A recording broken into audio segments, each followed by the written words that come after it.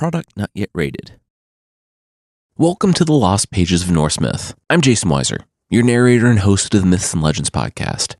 Each month, join us here as we reveal a missing page from the Prose Edda, the ancient manuscript containing all of Norse myth. It's whispered that these lost pages tell the story of a mysterious god from a distant land and his young son as they embark on a perilous journey across the Norse realms. I present now the second lost page, Odin and the Knowledge Keeper.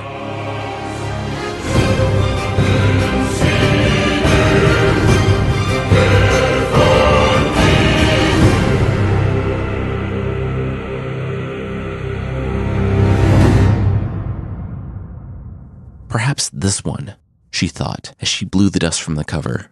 At long last, perhaps this one will let me see far enough to catch a glimpse of my lost love, my husband. Groa, the seer, inspected the tome that she had just discovered. This was the one she had been hunting for quite some time. Cracking open the tome, she allowed herself a slight smile, knowing that the runes inside held the power to augment her already substantial prophetic talents, and perhaps allow her to, after all this time, glimpse the location of her husband, Arvando. Groa's search for her lost husband had been ongoing now for some time. Already a gifted seer, she hoped to lengthen the scope of her sight. By hunting down and collecting tomes of arcane wisdom, she would traverse the realms, hunting for such tomes, each one full of ancient knowledge. And, with each runic passage spoken aloud, her powers of sight did grow. But she never glimpsed what she was truly after, the location of Arvando. The last time Groa had felt her husband's embrace was moments before he journeyed on a quest by the side of Thor, the mighty son of Odin. Arvandil had never returned from that quest. All Groa knew was that, after suffering from a bout of frostbite, Thor attempted to carry Arvandil home from Vanaheim across a bitter and icy stream in a basket on his back. But somewhere in the tundra, Thor lost Arvandil. Thor returned home with only an empty basket. He knew not what fate befell Groa's true love. Although her sought-after prize continued to elude her, Groa did glimpse many things inside each tome.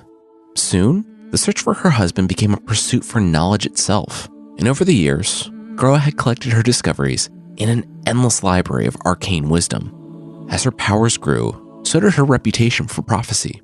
Even one so powerful as Thor's father, Odin, the All-Father, came to rely on Groa's foresight. Groa didn't know why, but back in the safety of her library, she felt that this latest tome was somehow special.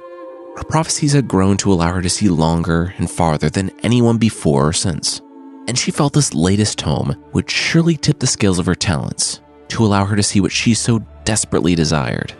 And now that she held it in her hands, she could crack it open, recite the runic incantations inside, and claim the tome's power for herself. Groa lifted the book's cover and spoke the runic phrases aloud, her voice echoing with lingering hope and divine magic.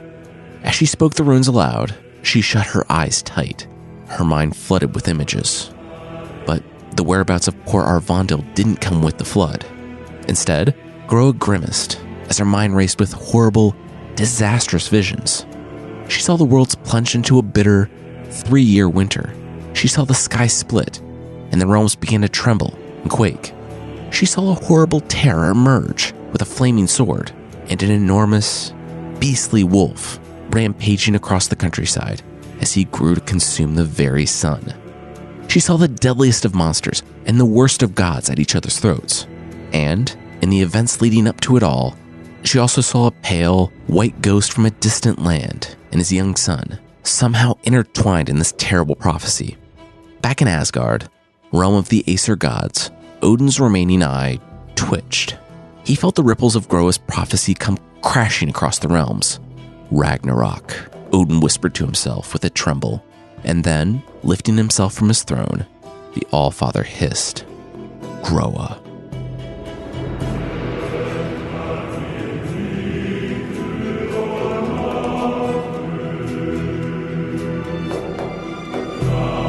Still reeling from the onslaught of her terrible vision, Groa steadied herself against her library walls. She'd seen so much, too much, and still, the fate of her beloved Arvando remained a mystery. How can this be, she lamented out loud? Were Arvandel's whereabouts so hidden, so secret, that even she who had glimpsed the end of all things was still unable to divine his location? Or did he remain hidden because someone was hiding him?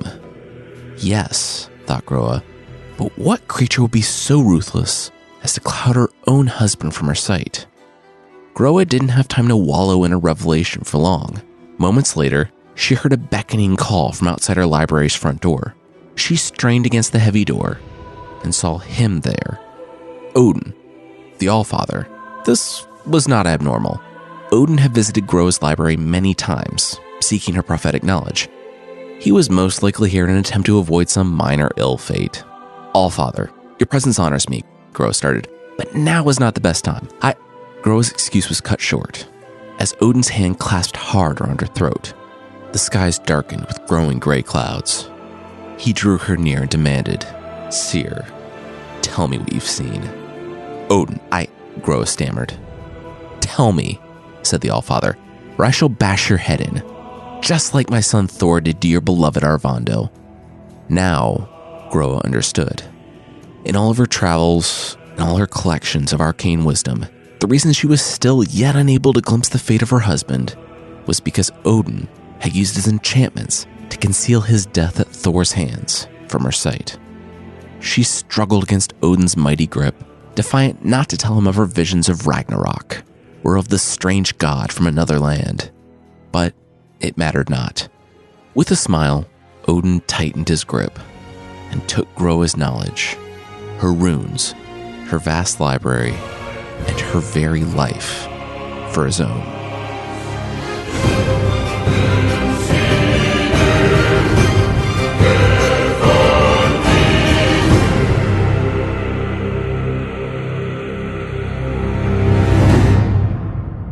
The second lost page of Norse myth has been revealed, but you can uncover more runic secrets this month by following PlayStation and God of War on Facebook, Twitter, and Instagram.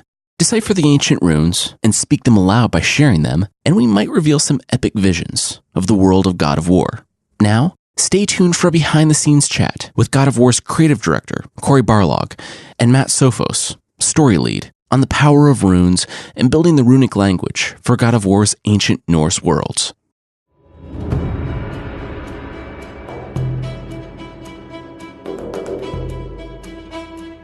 To start, will you introduce yourself and talk about your role on God of War? My name is Cory Barlog, and I am the director on this new God of War thing. I'm Matt Sophos. I am the story lead. Okay, so first, I want to talk about the runes. Can you give us an overview of the concept of runes in Norse mythology and how they're important to the God of War game? So the runes are sort of the basic alphabet.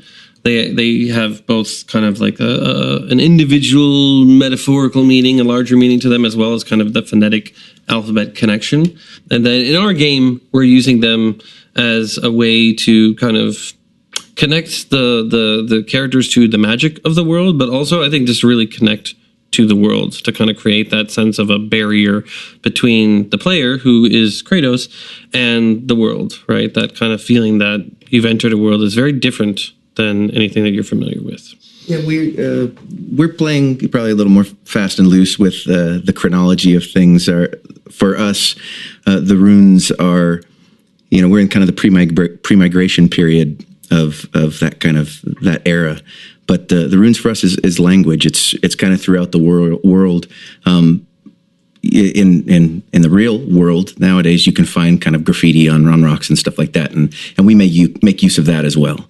So that you'll see runes in the world. Everything we kind of do in the world is real. It's not just gibberish. We don't just throw runes up for decoration as much as possible. It's language. It's the way that people communicated with each other. So.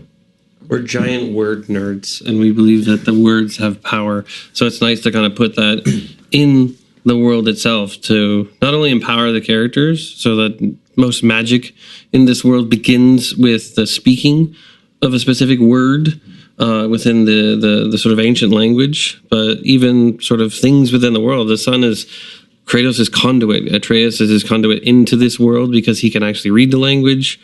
which, totally ripped off from my own life of my kid who is learning Swedish, totally understands more than I do. My relatives during E3 were here, and everyone's speaking Swedish, and he's understanding everything, but also will speak a little bit of English because he knows I'm not following any of the stuff that they're saying. It was deliberately something I think we said we wanted to make part of the mechanics, so that as you go through the game, the son is learning more of the language. And we're even tying that into the Atreus trying to teach his dad a little bit about it, right? The old dog learning a few new tricks. But it kind of has that fun sense of true discovery for a player to feel like a language that they couldn't understand early on is suddenly sort of opening itself up and giving you information. It's the Zelda thing when you go to see the Master Sword and all the question marks are on the text message. And then as you progress through, it's like, oh, I'm understanding a little bit of this. And then eventually you understand what that message is telling you. Feels like there's this great sense of discovery, this feeling of unearthing a mystery. And I think that's fantastic. That's so games. We have a couple different kinds of magic that our characters will do in the game. One, like Sather magic, there's a very earthy component to it that involves touching the ground and using parts of it's very kind of dirty magic. That sounded terrible. Dirty terrible. Magic. It's dirty magic. Dirty magic. But that, as well as the other kind of magic, like the magic that you've seen in trailers and things like that we have that the son can do, it all involves a word. It all involves a spoken incantation and stuff as well. And that involves that's language, and our language is Elder Futhark. So, okay. How did you approach creating the runic alphabet for God of War? We totally just stole the Elder Futhark. No, I mean, we wanted to maintain a connection to the sort of cultural history of this mythology, and the Elder Futhark is a very established alphabet, right? And there are 9 realms, and I think there are other sort of proposed or theorized languages associated with those realms, but really the Elder Futhark is kind of that connection to, you can say, A is this rune, TH is this rune, and you can kind of always connect it back and translate things. So that in our game, everything that's on the walls, we actually translate it first to Old Norse, and then take that Old Norse, and then translate that to the Elder Futhark, so that whatever's written on the wall is not just English with old runes, it's actually translated into Old Norse. Yeah, we try not to. We tried not to take the shortcut and go just kind of English to runes, because that leaves out a massive part of our audience to get on the hunt for what does each little thing say in the world. So it makes it harder for everybody, because, except for, I guess, Icelandic people, because that's the closest thing we got. So I guess I'm expecting lots of websites from Iceland where they translate all the stuff in our game. Right, they're leading the but yeah, that's the path, right? Was we figure out what they want to say. We do our damnedest to translate it correctly. A lot of times I'm doing the translation, or one of our implementers was doing the translation. So it's probably going to be a lot like Pidgin English, but Pidgin Icelandic, Pidgin Old Icelandic, because it's not modern Icelandic, it's the old Icelandic. So we're doing our best. And then it goes into runes and on the wall. So it's going to be quite the deciphering challenge, I think. So you mentioned the other realms. How did you develop the languages for those? That was a combination of one of our artists and a few of us talking. We did a trip to Iceland with the art director and several other people. I think Shannon Sudsill even went to that one. And it was a kind of a look at the landscapes and to get a sense of what this world was like, how that sort of region of the world feels. But while they were there, they found this book, and the name unfortunately escapes me at this point, but it has a red cover, so you know that I'm telling the truth. And inside that, someone had sort of, I don't know if they themselves created it or were theorizing that this was connected, but they had created languages, not only for certain races like the dwarves, but they had created languages for Helheim and a few other of the realms. They had not had languages for all the realms, but I looked at it and I said, oh, that's really cool, because it gives us a little bit more freedom to say, we're actually theorizing languages for each of these realms. And then kind of doing sort of the Rosetta Stone connection and saying, this rune connects to this rune, so that while Elder Futhark is your base language, you will translate then every other language into this. And we sort of just leaned into that super heavy, so that we're not doing it for every single realm. We're kind of leaving certain things open to kind of expand out, but there are certain realms that you will learn their entire language and then translate that back, and that might help open parts of the game, reveal a quest line for something. So are all the languages in the US edition of God of War spoken in English, or? Early on, I wanted to go full bore, like Mel Gibson's original vision for Passion, in that sense of like everybody speaking the ancient Norse. Nobody speaks to him, and then when they talk to him, Atreus is the only one that can then say, this is what he just said. So the player is truly isolated from everyone, and even the friendly people, nobody speaks a localized language. But it proved to be, I think, too difficult to kind of carry the narrative that we want to carry, because you're really so isolated that it just becomes totally separated. And anytime the kid is not standing right next to you to translate anything, you're like, oh, this is not as fun. So we find a nice mixture between the two in the end result. So I think that's good. And also we want to challenge the voice actors, because it's so fun to hear them try to pronounce some of these things. I mean, we can't pronounce them. We take somebody else like giving us audio recordings of the proper pronunciations, because it is just...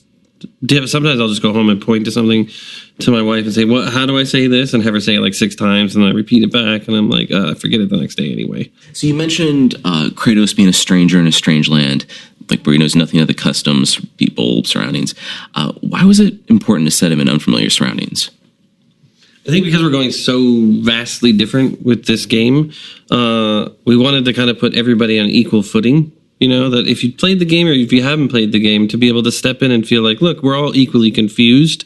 We're all equally sort of having to discover, so that if you've played, you get a little bit of like, oh, I understand that little inside joke, or I understand a little bit more about the motivations here. But even if you haven't played, you kind of discover as you go. Some of the motivations was that, you know, I didn't want any camera cuts in this game because I wanted everybody to approach each situation having the same amount of information. There is no, and previously this character was doing this in an unseen location, so that when you meet him, you're like, I saw your backstory shot. I know what this really means. You have to just take every situation on its face value and then read into it. You know, I was watching reaction videos from the trailer for E3 this year, and it was funny the number of people who doubted the intentions of the serpent at the end of the trailer. So it's like you watch that and they're like, you know, oh, this is the boss, and then he wants to help us. He wants to help us. What? That's he doesn't want to help you. I don't trust him. I don't trust him, man. Like, yeah, and it's like one guy, he's like, I don't like snakes, so I don't trust him. But then other people were saying like, I just don't trust him, and it's like, that's interesting, and that is human. That is when you meet somebody for the first time and you are in the situations that they're in, which is, there's a 50-50 shot it's going to be hostile. In fact, in this world, it's probably like a 70-30 shot that the confrontation is going to be hostile, right? Valhalla Rising has a great sequence where he meets that group of people, and you know, there is a huge possibility that that's going to end in a fight, and then they end up like, let's drink and eat together. And it's, you know, that it could have gone both ways at any point in that confrontation. And I think it's very interesting when you put somebody in a situation where they not only don't know the hostile intentions of the person across from them, they cannot understand the language, and then they are relying on this little kid, right, who actually is smarter than them. So you take somebody like Kratos, who's a strong god, who shouldn't need anybody else, right? A lot of people say, oh, well, what's the point? Why do you have the kid? He doesn't need anybody. But I think that's the fascinating point, is taking the intellectual side and saying, look, he is not Plato. He is not this sort of scholar who sought out information. He really is this warrior who is now trying to turn over a sort of a different life. And part of that is, I'm living in an area where you kind of have to help me through this. Someone else has to be the strong one, but a strong one in a different way, right? And then you got to start wondering, is he telling me the truth? Is he giving me all the information? It's like when you watch those movies and they don't do the subtitles for a sequence because a character in the scene is going to translate it, and you're like, I don't know if he's telling me everything. Like, I wonder, did he give me the exact info? And then later you find out sometimes they didn't. They kind of withheld. It's that Planescape Torment thing. I think it having that Kratos in a strange land, it puts us right in the pocket of the story that we really want to tell with Kratos. it allows us to. He's a guy who all he ever wanted to do is forget all the terrible stuff he did. So now he goes to a completely different land, and he can't forget it, but he doesn't have to dwell on it. And just like you're saying, he can't. He doesn't necessarily know if something that someone is telling him is the complete truth, or it's the complete if it's the complete story that they're reading or whatever. But it's a flip on Kratos, because Kratos has his secrets, and so there's a lot of interplay between telling half truths, I think. So what power or skills does this give Atreus? Like, are the runes part of the magic system in God of War? Yeah, there's a couple different things that Atreus can do. There's obviously the reading stuff in the world, but there's puzzles that involve reading runes and basically translating those runes to Kratos, and sometimes Kratos has to make kind of a decision, and the player has to make the decision on what to do with it. And it's also involved in the combats in the combat system. The kid has runes kind of tattooed on him by the mother. The mother was someone who taught the kid magic, and all of that involves language. I think we kind of talked about that before.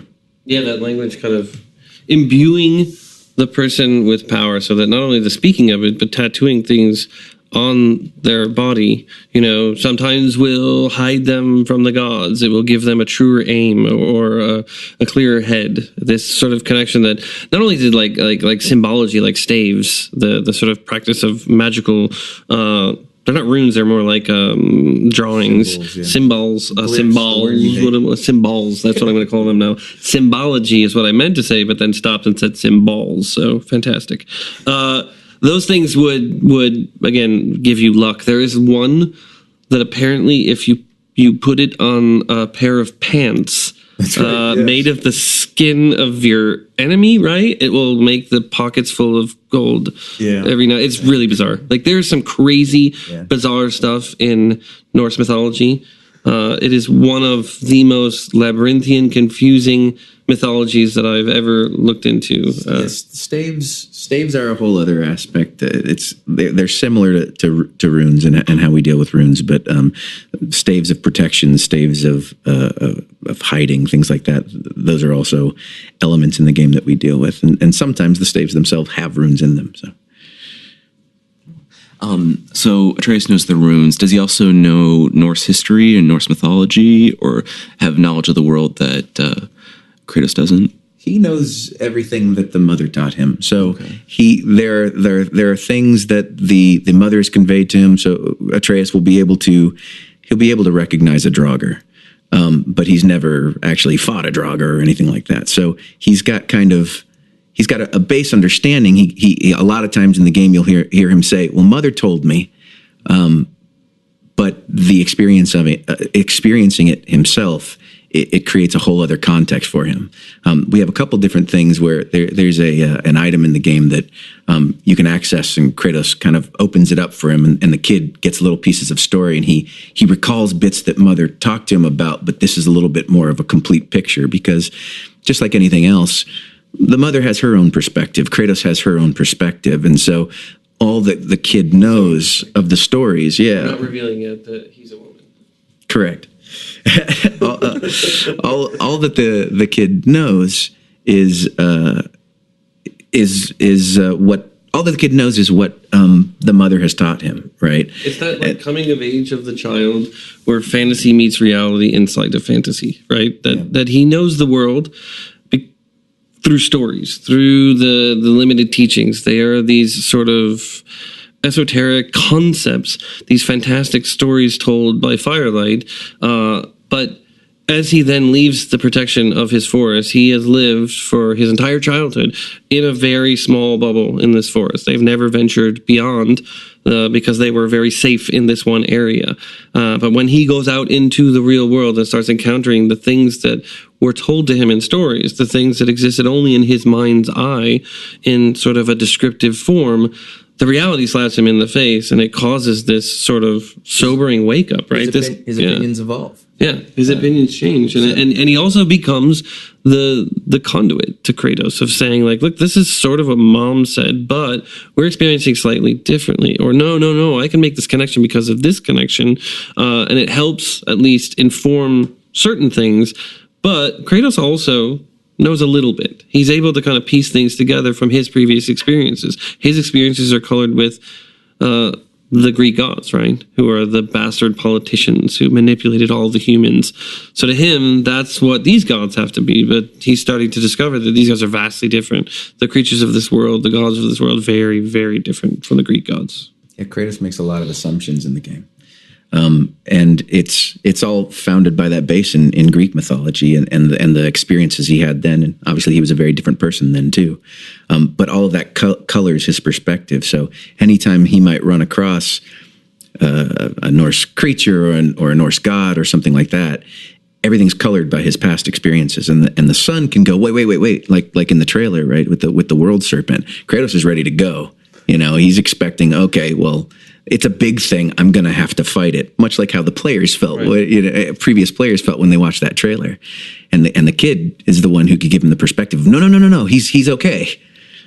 That's that balance of the humanity and the sort of God, right? That he lost long ago, the humanity, and it eroded from the end of the first game all the way to the most recent. And now he's on this path of understanding the balance. And the kid really is almost pure humanity, right? And zero God. And you see the change in him when you inject a little bit of that, the God in there, and realize how it fundamentally changes them. And Kratos sees a bit of his own past, the beginnings of that unraveling of his life. I'm just curious, you mentioned the comparisons between the Greek gods to the Norse gods. How are they different in God of War? For me, I kind of look at it as, you know, the Greek gods were the well-manicured politicians, right? Imagine the politicians today with their Washington power walls of photos of them with the presidents and the dignitaries all across the world, and manicured to a T, expensive suits, mahogany desks. Everything's all about the impression of power. But really what they're doing is manipulating others in order to fulfill a specific agenda that they have. They're not really getting down into the muck, right? They're not there fighting. They're simply there saying, I'm going to send you over to do this. And that's the Greek gods. They were basically using all of humanity and everyone else, even other gods, as pawns in these sort of larger games, right? But they were wearing shiny armor, living in marble palaces that were just the height of ostentatiousness. But the gods in Norse mythology are a bit more down to earth is one way to say of it. Like, as I was reading through a lot of this, I started getting comparisons to like the three races of the Aesir, the Vanir, and the Giants. The Aesir to me were like Hunter S. Thompson's portrayal of the Hells Angels, right? They are the dirtiest sort of knockdown, drag out fight, like get drunk, enjoy every moment of life, and just pride themselves on this, right? Because they were his best in life. Right. There you go. And it literally is like that portrayal of Conan as well, that they are just living every moment to its fullest because they know they're going to die. They know who's going to kill them. Mm-hmm. They know when it's going to happen. So to them, they're just like, live it up, man. Just party all you want. And to them, partying is fighting and drinking and feasting. This is sort of a very hedonistic society. And the Vanir are kind of, the crude way to put it is the naturals or the hippies, right? They're living in harmony with nature. They want to seek that balance. They are the sort of keepers of the magic and sort of that one hand on the natural, one hand on the magical, and feeling like there is a fusion between these two. And they're always sort of at war with the bikers simply because they have different agendas on how they want to solve things. And to me, the Giants are vastly different than the sort of Marvel and other portrayals of this. They are the masons. They are the artists, right? They are the people who are creating these fantastic creations, the ones who look a little deeper at what's going on, the ones who are eventually victimized by a war that seems to never end between the Vanir and the Aesir gods, right?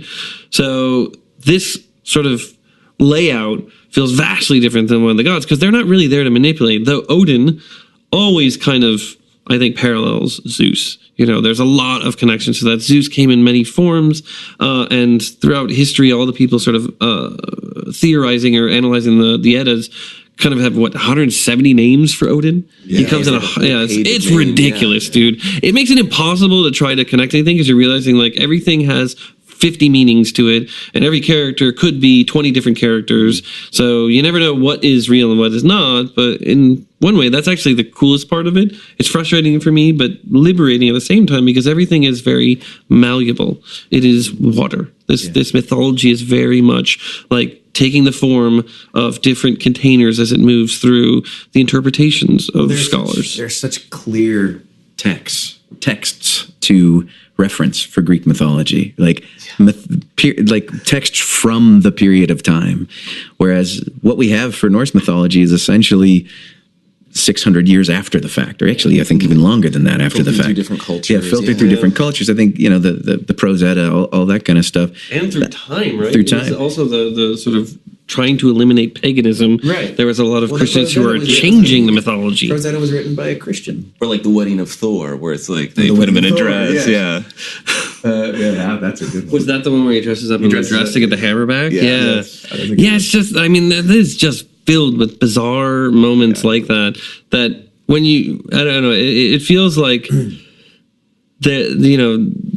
part of it is a bizarre sense of humor, sort of a very dry sense of humor of like injecting their witticisms within this, but then the others where you're just like, Loki turns into a horse to have sex with another horse to distract him in order to then give birth to another horse, which they give to Odin. It's like that. My favorite is the tying the balls to a goat story. Oh, the balls to a goat is very good. That's a classic, right? Like, that's the symbology that I was talking about. Nice.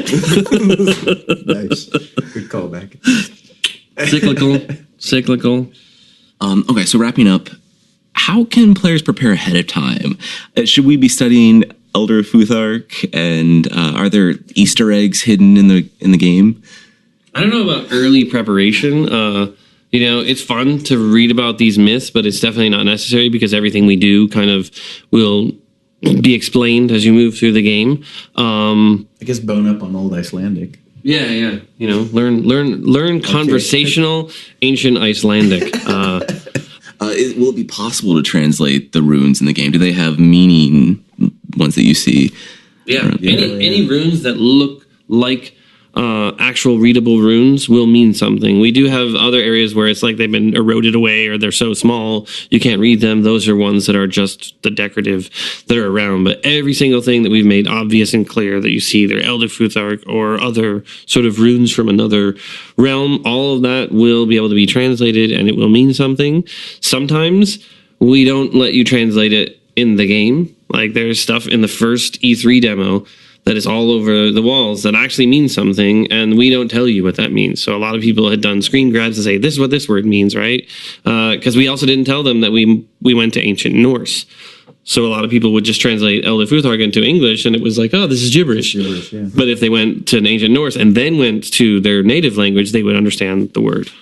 Yeah, so throughout the game, there are things that the player can use the dedicated sun button on to read specific things.